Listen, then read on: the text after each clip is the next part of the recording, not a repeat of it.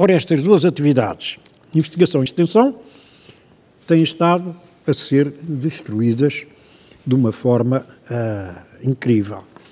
E a única forma de resolver este problema será aquilo que eu já sugeri, um programa intensivo de investigação agronómica e de extensão agrícola, que custa muito menos do que qualquer dos muitos programas que nós vemos por aí e que tem ainda por cima a vantagem de render qualquer coisa em termos de juros, de investimento, que os economistas não acreditam.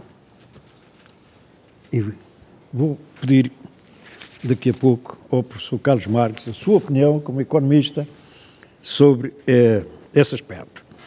Ora, eu não sei se as pessoas presentes eu gostaria muito que houvesse perguntas e por isso iria cortar muito daquilo que eu ia para dizer para deixarmos um bocadinho de tempo para conversa. E ia só mostrar o que rendem a investigação e a extensão.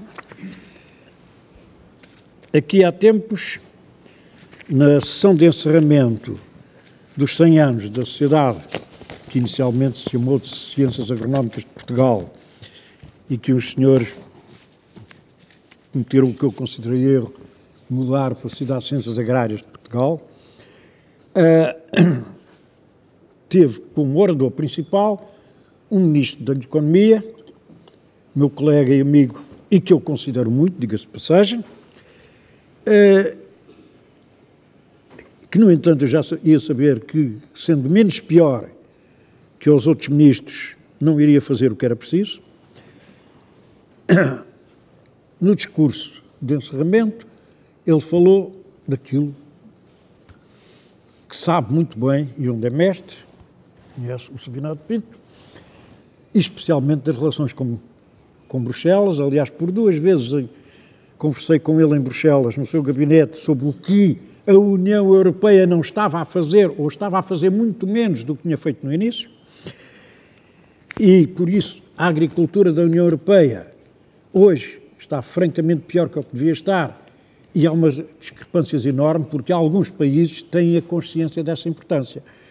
E vai, por exemplo, para uma Holanda ou para uma Dinamarca e encontra tudo isso em desenvolvimento, a um nível grande. E depois vem outros países, e neste momento Portugal já deve estar pior que a Grécia, que era aqui há uns tempos a nossa desculpa.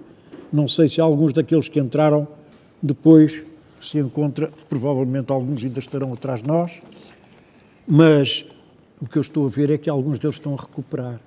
E qualquer dia somos mesmo a cauda em tudo, o que é realmente uma tristeza. Ora, depois, durante o debate, esse senhor ministro teve esta frase: a investigação é cara. E eu perguntei, e quanto rende? Ele não deve ter ouvido, porque não disse nada. Eu entrei a segunda vez, também não deve ter ouvido. Virei para os colegas e disse: pois, eu tenho pena que não tire números bons. Mas, além de uns outros casos, de que há alguma informação, e eu já vou falar de um, há um que toda a gente conhece. Sabem que existe uma uva muito boa, chamada uva Dona Maria. Provavelmente as pessoas, quase todas, já a comeram. Presumo que gostam. Uma uva branca, grande. O que não sabem é como é que ela apareceu. Foi ali em Oeiras, fabricada pelos processos da genética telática. Nem sequer foi preciso ir àqueles processos mais sofisticados de agora, de corta gene num sítio, mete o gene noutro sítio.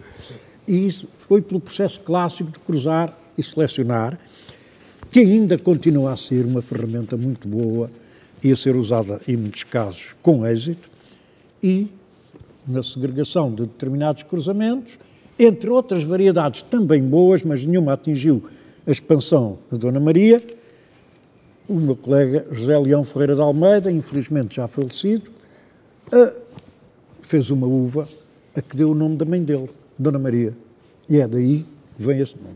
Bom, Eu tentei aqui há uns anos, quando tive que organizar uma exposição da Estação Agronómica numa série de exposição de serviços agrícolas organizados lá na sede do Ministério da Agricultura, no Terreiro de Paço, tentei, esteve uma colega que está nesse setor, a tentar saber duas coisas. Uma, qual é a área cultivada com a Dona Maria? Não se conseguiu saber. Outra, a diferença média entre o que a Dona Maria dá a mais de qualquer outra. Mas é fácil calcular, dada a expansão que ela tem, do que vemos em todos os mercados. E tenho a impressão que agora está a ser batida comercialmente por outros que vêm de fora, por inépcia dos agricultores portugueses. Bom, isso é uma das coisas que eu acho que era preciso combater. Não foi possível ter esses dados. Mas toda a gente calcula que o que a Dona Maria, só a Dona Maria, dá a mais, paga a Estação Agronómica várias vezes todos os anos. Aqui há muitos anos havia uma doença no Douro, chamada a maromba. E a Estação Agronómica tratou do problema, fez os ensaios todos que eram precisos, porque as plantas ficavam mais raquíticas, a produção era baixa, e pensou-se, logicamente, que haveria um parasita, pesquisou-se, não há fungos, não há bactérias, não há vírus, enfim, coisas que a Estação Agronómica desse tempo tinha pessoal altamente qualificado, que se batia com qualquer outro do mundo, e, portanto, os ensaios foram bem feitos. Nada disso mostrou a razão, foi-se para a pesquisa de deficiências minerais e verificou-se simplesmente que era uma deficiência de boro. E, corrigido essa deficiência de boro, as vinhas voltavam imediatamente à sua produção normal. Ora, as vinhas do Douro, como sabem, estão todas muito bem catalogadas na Casa do Douro, sabe-se as áreas, sabe-se as produções, tudo. Eu lembro-me de fazer viagem de Lisboa para o Porto com o colega Orlando Gonçalves, que era ao tempo o diretor da Casa do Douro, e dele me dizer que a solução só desse problema dava ao Douro, andava na casa de 28 a 30 mil contos por ano.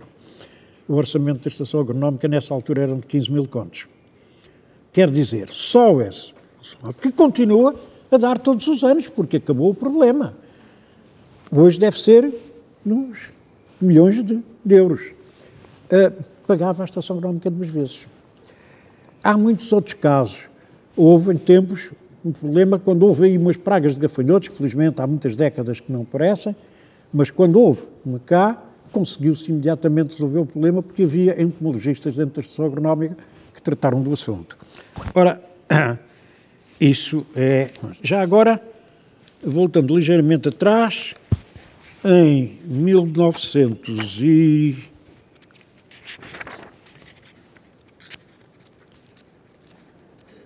publiquei uma série de artigos no antigo Jornal de Comércio, que estão aí num livro que temos aí na biblioteca. Este foi em 11 de dezembro, depois seguido de um em